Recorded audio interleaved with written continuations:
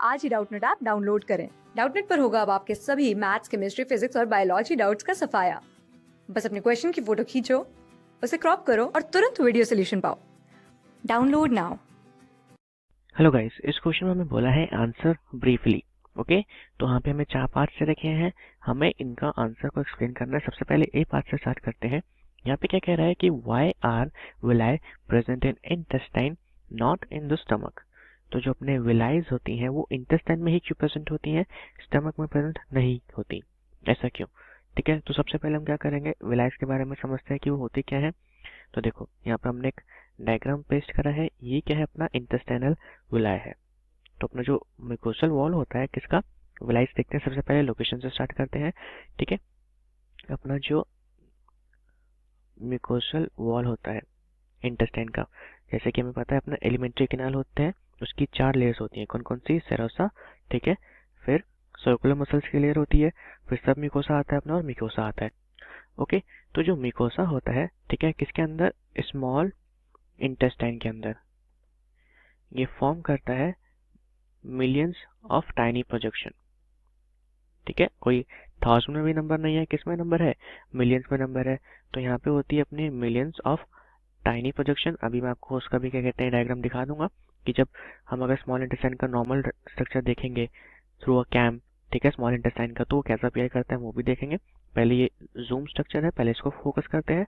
ठीक है, तो स्मॉल इंटेस्टाइन का जो म्यूकोसा होता है, it forms millions of tiny finger like projection, और इन्हीं प्रोजेक्शंस को हम क्या कहते हैं? विलाई कहते हैं। अब इनका मेन फंक्शन क्या होता है, क्योंकि अब ये प्रेजेंट है तो उसका कुछ फंक्शन होगा। ठीक है, तो ये सबसे पहले इंक्रीज करती हैं सरफेस एरिया। और सरफेस एरिया इंक्रीज क्यों कर रही है और कैसे कर रही है? देखो, मान लो यहाँ पे एक फ्लैट सरफेस है। अगर इंटेस्टाइन यहाँ पे कैसी होती, फ्लैट होती, तो अब इसका कुछ सरफेस एरिया होगा। अगर यहाँ से हम कुछ लेंथ मान लें, यहाँ से मान लो कि अप्रोक्सीमेटली कितना होगा, 5 सेंटीमीटर के आसपास। ओके, अब हम क्या करते हैं, इसको ऐसे बना देते हैं। ठीक है, अपना लेंथ उतना ही रखते हैं, 5 सेंटीमीटर, लेकिन अब हमने क्या बना दिया? विलाई बना दिया। तो देखो, अब सरफेस एरिया चेंज हो गया। क्यों? क्योंकि यहाँ पे ये 5 सेंटीमीटर जो था, अब कह सकते हैं कि इसका इतना पोर्शन इसके इस वाले पोर्शन में आ चुका है। तो इसको अगर हम अज्यूम करेंगे या इसको अगर हम ओपन करेंगे तो कैसा होगा? इतना ओपन होगा। ठीक है, यानी कि यहाँ पे 5 सेंटीमीटर की ही लेंथ में, इतनी ही लेंथ में कितने सेंटीमीटर आ गए? 1 2 3 4 5 6 7 8 9 10 11 12। तो देख रहे हैं यहाँ पे सरफेस एरिया बस एक फोल्ड से कितना इंक्रीज कर गया। ठीक है, तो बेसिकली अपने इसका मेन फंक्शन क्या होता है? ये इंक्रीज करते हैं सरफेस एरिया। क्यों? ताकि जो अपना फूड हो उसका मोर एफिशिएंट एब्जॉर्प्शन होगा। ओके, मोर एफिशिएंट एब्जॉर्प्शन, तो इसका ये फंक्शन हो गया। अब देखते हैं इसका स्ट्रक्चर, यानी कि विलायज जो होते हैं उसके अंदर क्या प्रेजेंट होता है। ओके, तो अपनी जो विलायज होती हैं, जैसे कि हम डायग्राम में देख सकते हैं, इसके अंदर क्या प्रेजेंट है? There are numerous blood vessels.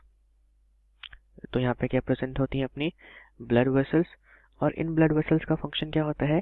ये अब्सॉर्ब करती हैं डाइजेस्टेड प्रोडक्ट्स, क्योंकि स्मॉल इंटेस्टाइन में अपना ऑलमोस्ट डाइजेशन कंप्लीट हो जाता है, तो ये अब्सॉर्ब करती हैं डाइजेस्टेड प्रोडक्ट्स।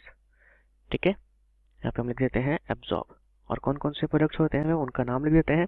सबसे पहले यहाँ पे आता है अपना प्रोटीन, फिर आता है अपना यहाँ पे कार्बोहाइड्रेट। ओके, और इनको कैरी करके, यानी कि जो अपनी ब्लड वेसल्स है, इन दोनों को एब्जॉर्ब करके लेके जाती है कहाँ पे? ब्लड स्ट्रीम में। अब आपको यहाँ पे लग रहा होगा कि यहाँ पे फैट्स का कहीं नाम नहीं आया। ठीक है, तो फैट किससे एब्जॉर्ब होता है? फैट जो होते हैं अपने, उसके मॉलिक्यूल्स लार्ज होते हैं, तो ब्लड वेसल्स उनको एब्जॉर्ब नहीं कर पाती। ठीक है, तो फैट जो होते हैं अपने, वो किसके थ्रू एब्जॉर्ब होते हैं? लैक्टील्स के थ्रू।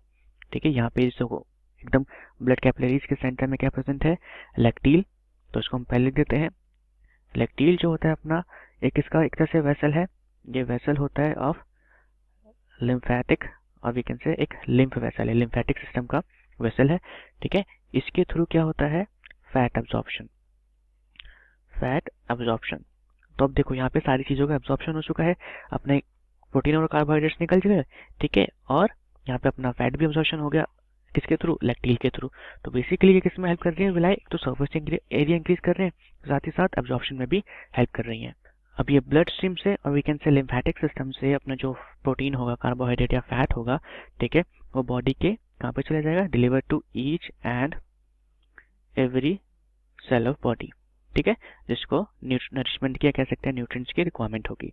तो अब ये हमने विलाई के बारे में पढ़ लिया। क्वेश्चन क्या था कि विलाई जो होते हैं अपने स्टमक में क्यों प्रेजेंट नहीं होते। अब देखो, अगर हम अपना एलिमेंट्री स्ट्रक्चर बनाते हैं, एलिमेंट्री कैनाल बनाते हैं, तो अगर ये ईसोफेगस वाला पोर्शन है तो यहाँ पे स्टमक आ जाएगा। ओके, और स्टमक से यहाँ पे अपना जो पोर्शन होता है ये होता है स्मॉल इंटेस्टाइन का, और स्टमक के बाद यहाँ पे साइड में प्रेजेंट होता है अपना लिवर वाला पोर्शन, और स्टमक के जस्ट नीचे होता है पैनक्रियास। अब देखो, पैनक्रियास जो होता है अपना सिक्रीशन कहाँ पे करता है, स्मॉल इंटेस्टाइन में। लिवर जो होता है उसका डक्ट भी कहाँ पे आता है, स्मॉल इंटेस्टाइन में, ठीक है। स्टमक में किसी भी चीज का डाइजेशन नहीं होता, किसका होता है, बस प्रोटीन का, ठीक है। वो भी क्या होता है, यहाँ पे प्रोटीन डाइजेशन बस इनिशिएट ही होता है। अगर मान लो कि विलाइज यहाँ पे प्रेजेंट होते, ठीक है, यहाँ पे विलाइज प्रेजेंट होते हैं, तो उनके प्रेजेंट होने का भी कोई यूज होता नहीं, क्योंकि विलाइज का मेन फंक्शन क्या है, वो फूड एब्जॉर्प्शन के लिए बने हैं। जब अपना फूड डाइजेस्ट ही नहीं होगा तो उसको एब्जॉर्ब कैसे कर लेंगे। डाइजेशन का बेसिकली मतलब क्या है कि बड़े मॉलिक्यूल्स को स्मॉल मॉलिक्यूल्स में ब्रेक करना है, ठीक है। यहाँ पे प्रोटीन्स की बड़ी बड़ी पेप्टाइड्स हैं, वो ब्लड वेसल्स एब्जॉर्ब नहीं कर सकती। फैट जो होता है अपना ट्राइग्लिसरीड्स की फॉर्म में है, वो यहाँ पे एब्जॉर्ब नहीं हो पाएगा। फैट डाइजेशन किसकी हेल्प से होता है, लिवर जब बाइल सिक्रेट करता है उसकी हेल्प से। फिर यहाँ पे पैनक्रियास जो है वो सिक्रेट करता है पैनक्रियाटिक जूस, जिसमें लाइपेज आती हैं, अपनी बहुत सारी काइमोट्रिप्सिन्स हो गया, बहुत सारी एंजाइम्स आती हैं, ठीक है। फिर यहाँ पे इंटेस्टाइन जो होता है अपना अलग से इंटेस्टाइनल जूस सिक्रेट करता है। तो बेसिकली डाइजेशन जो होता है अपना वो स्टमक में होता ही नहीं है, ऑलमोस्ट कह सकते हैं इनिशिएट होता है बस। तो वहाँ पे विलाई का प्रेजेंट होने का कोई यूज है ही नहीं, ठीक है। इसलिए स्टमक में सिर्फ क्या प्रेजेंट होते हैं, फोल्ड्स तो प्रेजेंट होते हैं, लेकिन उन फोल्ड्स को हम विलाई नहीं कहते, उनको हम कहते हैं र्यूगे। ओके, अब अगर आपसे कोई पूछे कि र्यूगे और विलाई में क्या डिफरेंसेस है, सबसे इंपॉर्टेंट बात, यहाँ पे ब्लड वेसल नहीं होती, ठीक है, यहाँ पे लैक्टील भी नहीं होते। ये जो होते हैं अपने सिर्फ सरफेस एरिया इंक्रीज करते हैं, इनका एब्जॉर्प्शन में कोई रोल नहीं है, ठीक है। अब स्टमक में क्या होता है, फूड आता है, तो जैसे कि हमें पता है हमारे स्टमक में थोड़ी देर के लिए फूड स्टोर होता है, तो स्टमक जो होता है वो एक्सपैंड करता रहता है। अगर फूड आएगा तो एक्सपैंड करेगा, ठीक है, और फूड यहाँ से इंटेस्टाइन में चले जाएगा तो कॉन्ट्रैक्ट करेगा।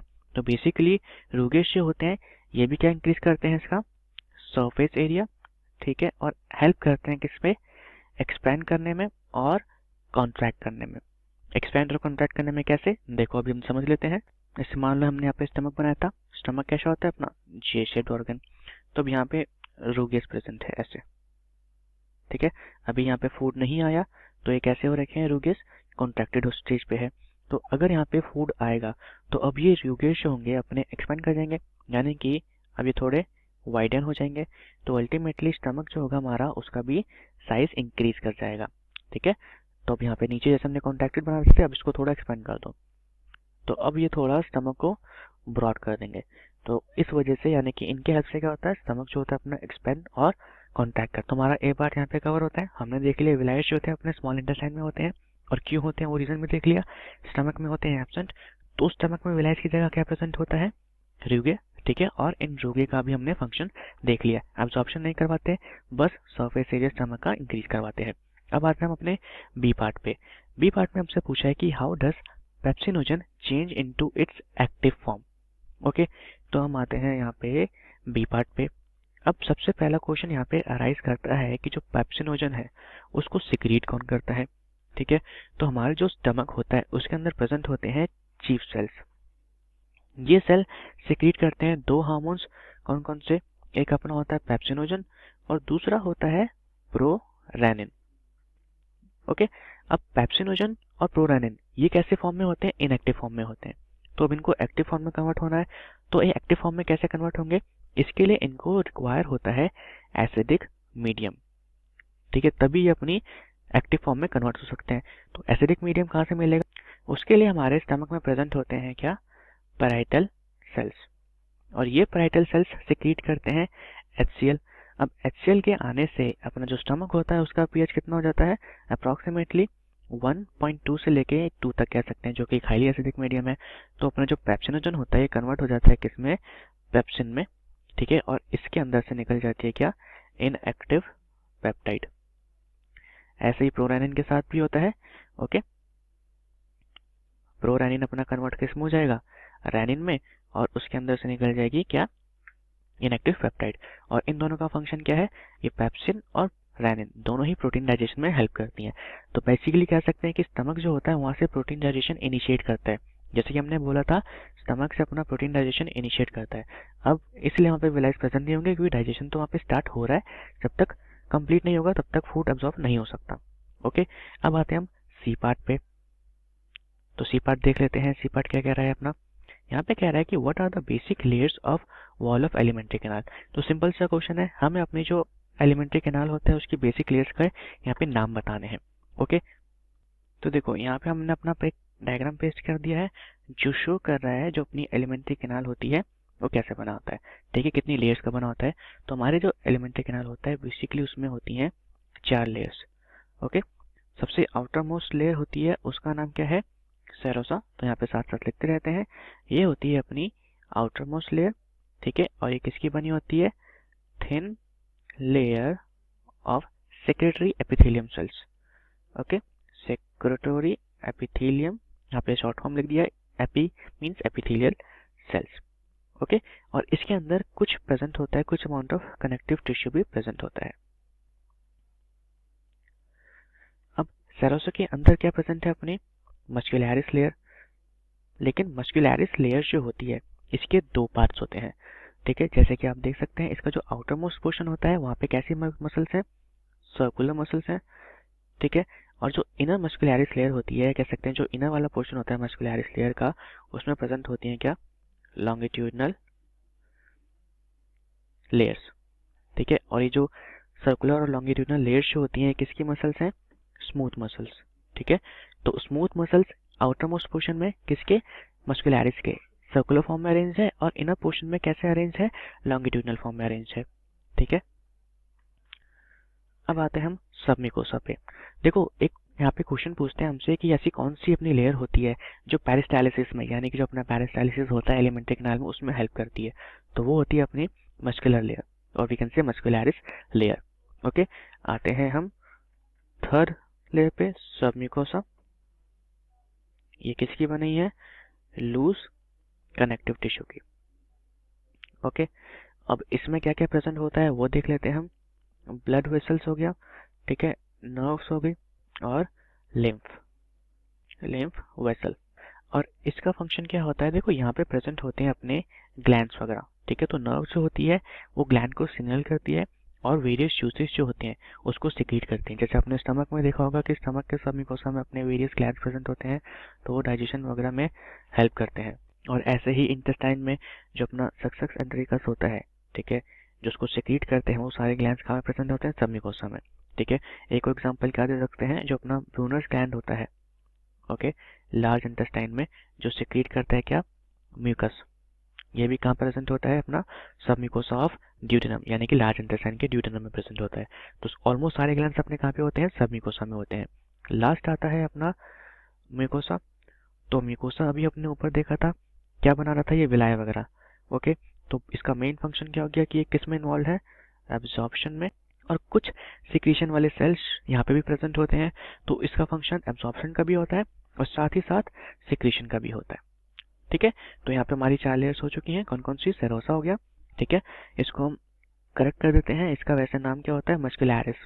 मस्कुलर लेयर नहीं होता, मस्कुलैरिस लेयर। ठीक है, और ये 2 कंपोनेंट्स में होता है। आउटर वाला कौन सा होता है इसका, सर्कुलर। ठीक है, और इनर वाला होता है लॉन्गिट्यूडनल। और ये दोनों किसकी बनी है, स्मूथ मसल्स की। सब मिकोसा हो गया, फिर सबसे अंदर वाला हो गया अपना मिकोसा। ओके, अब हम आते हैं लास्ट पार्ट पे। लास्ट पार्ट में क्या कह रहा है कि how does bile help in digestion of fats. Okay, तो देखो बाइल जो होता है अपना, यहाँ पे हम पहले डी लिख लेते हैं। बाइल ये अपना क्या है, डाइजेस्टिव जूस। ठीक है, और इसको सिक्रीट कौन करता है, अपने लीवर के सेल्स, लिवर के सेल्स। ठीक है, यानी कि हेपेटोसाइट्स वगैरह। और ये स्टोर्ड होता है किसमें, गॉल ब्लैडर में। तो ऐसे कह सकते हैं कि यहाँ पे जो उसको प्रोड्यूस कर रहे हैं वो लिवर के सेल प्रोड्यूस कर रहे हैं, फिर वहां से गॉल ब्लैडर में स्टोर हो जाता है, और गॉल ब्लैडर से फिर इसका होता है सिक्रीशन। अब बाइल की एक प्रॉपर्टी है, अब बाइल में कोई एंजाइम प्रेजेंट नहीं है, कोई डाइजेस्टिव एंजाइम प्रेजेंट नहीं है, लेकिन स्टिल ये डाइजेशन में हेल्प करता है। कैसे, ठीक है, तो हमारा जो बाइल होता है इसके अंदर प्रेजेंट होते हैं 2 इंपॉर्टेंट सॉल्ट्स, जिसका नाम क्या है, बिलिरुबिन एंड बिलिवर्डिन। अब इन दोनों का रोल क्या है, ये हेल्प करते हैं एक प्रोसेस में जिसका नाम क्या है, इमल्सिफिकेशन, और वी कैन से ये हेल्प करते हैं इन इमल्सिफिकेशन ऑफ फैट्स। अब इमल्सिफिकेशन क्या होता है, देखो हमारा जो फैट होता है यूजुअली ये लार्ज ग्लोब्यूल्स की फॉर्म में होता है। ओके, तो इसके ऊपर एक एंजाइम होती है जिसको सिक्रीट करता है कौन, पैनक्रियास। ठीक है, तो ये जो पैनक्रियास की एंजाइम लाइपेस होती है, इसका फंक्शन क्या है, फैट डाइजेशन करवाना। ठीक है, अब आपको लग रहा होगा कि यहाँ पे बिलीरुबिन और बिलीवर्डिन डाइजेस्ट करवा रहे हैं, ऐसा नहीं है, ये डाइजेस्ट नहीं करवा रहे, ये क्या करवाते हैं हम अभी देखेंगे। तो अब ये फैट ग्लोब्यूल बड़ा है, तो यहाँ पे हमारी जो एंजाइम होती है वो इजीली एक्ट नहीं कर पाती। तो अब बिलीरुबिन और बिलीवर्डिन क्या करते हैं, इस बड़े ग्लोब्यूल को स्मॉल ड्रॉपलेट्स में ब्रेक कर देते हैं, जैसे कि आप यहाँ पे देख रहे हैं, ये क्या है, अपने बाइल सॉल्ट्स हैं। ओके, तो इन बाइल सॉल्ट्स ने इनको क्या कर दिया, स्मॉल ड्रॉपलेट्स में ब्रेक कर दिया। ओके, इसी प्रोसेस को हम क्या कहते हैं, इमल्सिफिकेशन। अब क्या हो रहा था, जो लाइपेज की एंजाइम पहले इस फैट ग्लोब्यूल पे एक्ट नहीं कर पा रही थी, अब वो एंजाइम वही लाइपेज इन पे एकदम अच्छे से कह सकते हैं इजीली एक्ट कर पाएगी, क्योंकि इनका साइज रिड्यूस हो चुका है, तो इसको ज़्यादा पेनिट्रेट नहीं करना पड़ेगा डीप में जाने के लिए, और फैट डाइजेशन कंप्लीट हो जाएगा। तो बेसिकली हमने यहाँ पे क्या देखा, अपने जो बिलीरुबिन और बिलीवर्डिन है, ये फैट डाइजेशन तो नहीं करवा रहे, बट ये फैसिलिटेट कर रहे हैं फैट डाइजेशन। ओके, यानी कि फैट डाइजेशन को क्या कर रहे हैं, इजी कर रहे हैं, या कह सकते हैं पॉसिबल करवा रहे हैं, क्योंकि अगर बिलीरुबिन और बिलीवर्डिन नहीं होंगे तो अल्टीमेटली फैट का डाइजेशन नहीं हो पाएगा। ओके, तो ये किसमें करते हैं, हेल्प करते हैं फैट डाइजेशन करवाने में। डाइजेस्ट कौन करता है, लाइपेज ही करता है। लाइपेज का क्या फंक्शन है, जो अपनी ट्राइग्लिसरीड्स होती हैं, ठीक है, ये उसको कन्वर्ट करता है किसमें, फैटी एसिड, और we can say monoglyceride plus glycerol में। तो ये फंक्शन होता है हमारे बाइल जूसेस का। ठीक है, सबसे इंपॉर्टेंट फंक्शन एक ही है इनका, इमल्सिफिकेशन। तो एक बार हम वापस यहाँ पे आ जाते हैं टॉप पे। तो यहाँ पे हमारे चारों पार्ट्स क्लियर हो चुके हैं। हमने कहा था कि हम आपको एक इंटरसेंड का पिक्चर दिखाएं जिसमें हमारी सारी विलाई शो होती है, यानी कि इंटरनल स्ट्रक्चर जो होगा इंटरसेंड का वो ऑब्जर्वेबल होगा। तो उसको हम यहाँ पे पेस्ट कर देते हैं, वो पिक्चर देख लेते हैं। तो देखो ये जो है पिक्चर है किसका, अपना स्मॉल इंटेस्टाइन का। ठीक है, अब हमें जैसे कि पता है हमारी इंटेस्टाइन, स्मॉल इंटेस्टाइन कितनी होती है, 7 to 8 मीटर्स लॉन्ग होती है। अब इतने पोर्शन में ही इतने सारी विलाइज प्रेजेंट है, जैसे कि हम यहाँ पे देख सकते हैं। तो 7 to 8 मीटर्स में तो इट्स ऑब्वियस कि किस में प्रेजेंट होगी, इनका नंबर क्या होगा, मिलियंस में होगा। ठीक है, तो ये किस में लिए प्रेजेंट होती हैं, एब्जॉर्प्शन के लिए प्रेजेंट होती हैं। तो आई गेस अब विलाई का फंक्शन एकदम क्लियर है, और यहाँ पे अपना क्वेश्चन होता है finish. Thank you so much. Class 6 से 12 से लेके नीट, IIT, JEE मेंस और एडवांस के लेवल तक 10 मिलियन से ज्यादा स्टूडेंट्स का भरोसा। आज ही डाउनलोड करें डाउटनेट ऐप या व्हाट्सएप कीजिए अपने डाउट्स 8400 400 400 पर।